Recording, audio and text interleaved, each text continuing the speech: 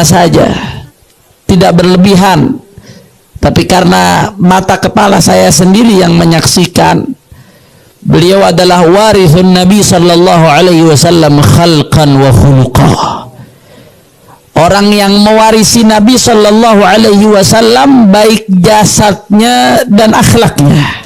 Habib Rizik itu Habib wajib kalian cintai, apalagi beliau waliullah, orang soleh, pejuang yang luar biasa. Fagil Muqaddam Muhammad bin Ali Ba'alawi, yang dimana salah satu daripada keramat beliau yang ditulis dalam kitab Al-Mawahib Al-Qudusiyah dijelaskan bahwasanya Fagil Muqaddam Muhammad bin Ali Ba'alawi ketika itu beliau ingin pergi menemui guru fikihnya. Ketika beliau ingin menemui guru fikihnya, berdoa butuh waktu perjalanan 3 hari. Ketika beliau sampai, ternyata guru fikihnya sudah meninggal. Akhirnya beliau pergi ke masjid. Ketika beliau pergi ke masjid, beliau bermunajat kepada Allah. Akhirnya gurunya yang berada dalam kubur, gurunya yang sudah dikubur, gurunya bangun dari kubur dan duduk bersama Fagil Muqaddam. Beliau minta kepada Allah agar gurunya dikembalikan ruhnya agar hidup lagi, dan beliau pun gurunya hidup lagi, duduk di depan Fagil Muqaddam. Dulu ada satu orang fasik, ada satu orang fajir. Ketika dia wafat, dia dikuburkan di dekat pemakaman para aulia.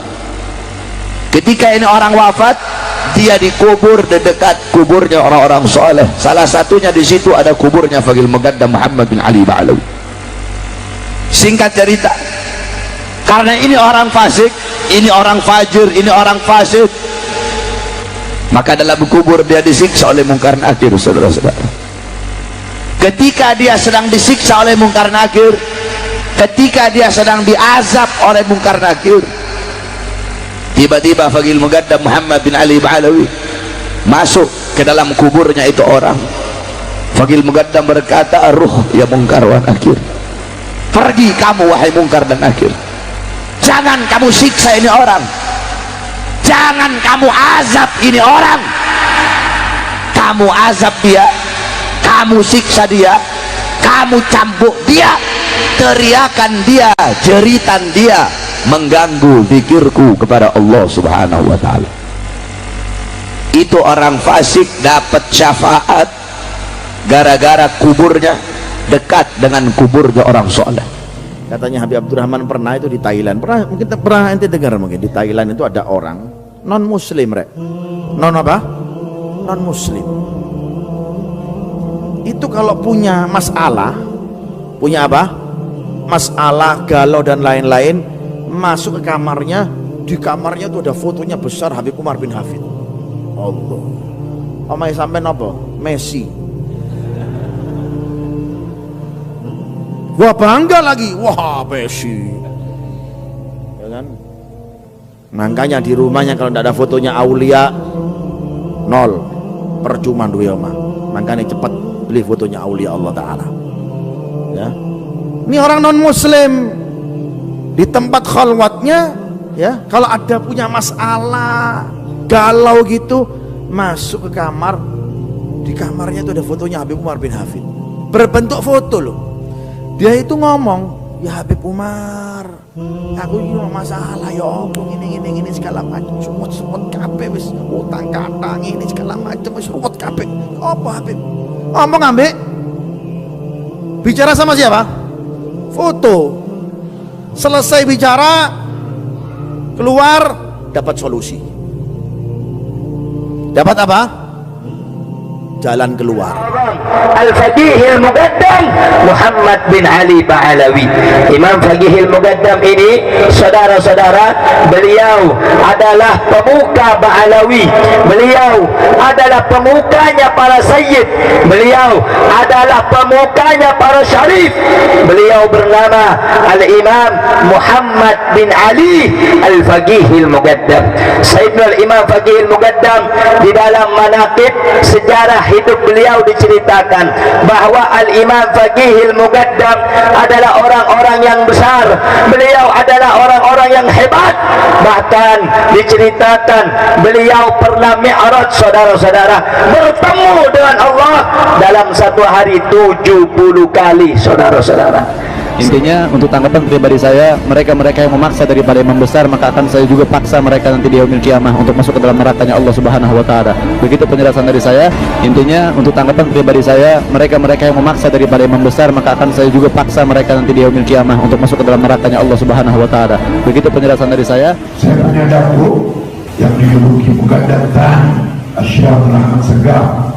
Beliau 33 tahun nggak tidur, 33 tahun nggak tadi asal tidur membaring sebelah kanan, lihat surga, lihat surga, berbaring kiri, lihat neraka, lihat coba gitu kan, lihat neraka, gimana bisa tidur? Habib Abu Bakar Al-Admi ini, ya, beliau itu ceritanya dijuluki Sahibul Laban. Laban itu apa? Susu. Sahibul Laban berarti pecinta susu. Maksudnya apa? Ini keramatnya beliau ini, keramatnya wali-walinya Allah Subhanahu wa taala. Ketika beliau masuk ke kota Aden, di kota Aden di zaman beliau itu terkenal kewali-waliannya. Yang tinggal di sana itu banyak walinya. Kalau mau masuk di sana harus menunjukkan keramat. Keramatmu nopo? Penjaganya ada.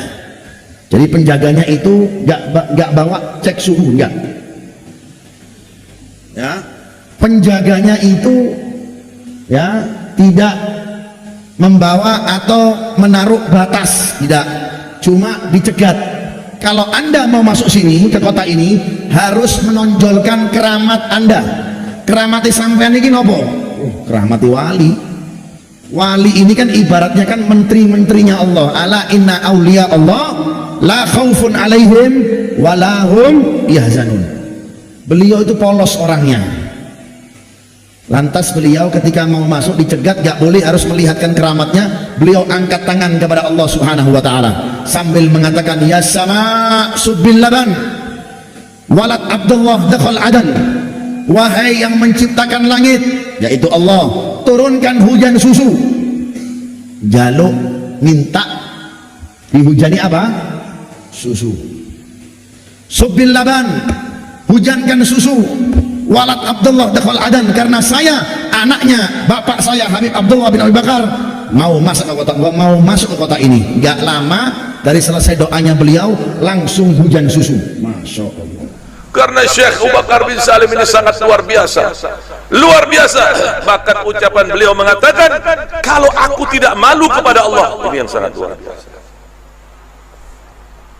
Yang pian belum pernah dengar dari biografi para wali-wali yang lain. Kalau aku tidak malu kepada Allah Ta'ala, maka neraka Jahannam itu akan aku matikan. Artinya Allah ini mengabulkan setiap doa Syekh Abu Bakar bin Salim. Kalau seandainya Syekh Abu Bakar bin Salim memohon kepada Allah Ta'ala agar api neraka Jahannam ini dipadamkan, maka Allah akan padamkan. Luar biasa.